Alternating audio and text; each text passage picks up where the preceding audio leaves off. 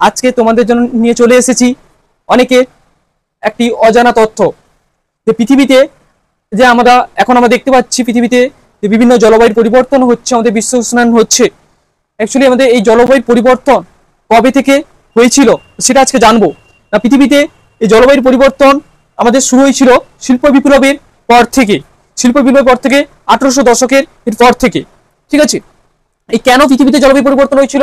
না, 1800 দশকের পর থেকে আমাদের জীবাশ্ম জ্বালানি, কয়লা, খনিজ তেল এবং আমাদের বনভূমি ধ্বংস, ঠিক আছে।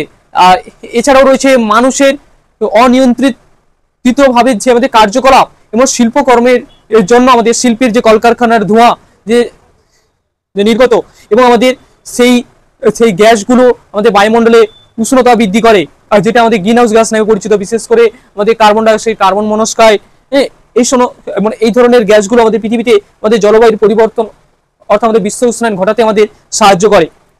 এবং এই পৃথিবীতে জলবায়ুর পরিবর্তন প্রমাণ কোথা থেকে পাওয়া যায়? না, বিজ্ঞানীরা মনে করেন যে বরফের যে স্তর রয়েছে, ঠিক আছে, বরফের স্তর এবং যে আমাদের প্রাকৃতিক যে যে উপাদান, আমাদের গাছপালা বিভিন্ন উৎস থেকে তথ্য সংগ্রহ করে এবং এবং তথ্যকে বিশ্লেষণের মাধ্যমে তারা এই পৃথিবীর জলবায়ু পরিবর্তনের প্রমাণ খুঁজে পান, ঠিক আছে। এখন পৃথিবীর তাপমাত্রা বলতে গেলে পৃথিবীর গড় যে আমাদের গড় তাপমাত্রা রয়েছে 15 ডিগ্রি সেন্টিগ্রেড, যে আগে থেকে ছিল এখন প্রায় হয়ে গেছে 1.5 ডিগ্রি সেন্টিগ্রেড উষ্ণতা বেড়ে গেছে, মানে 16.5 ডিগ্রি সেন্টিগ্রেড হয়ে গেছে, ঠিক আছে।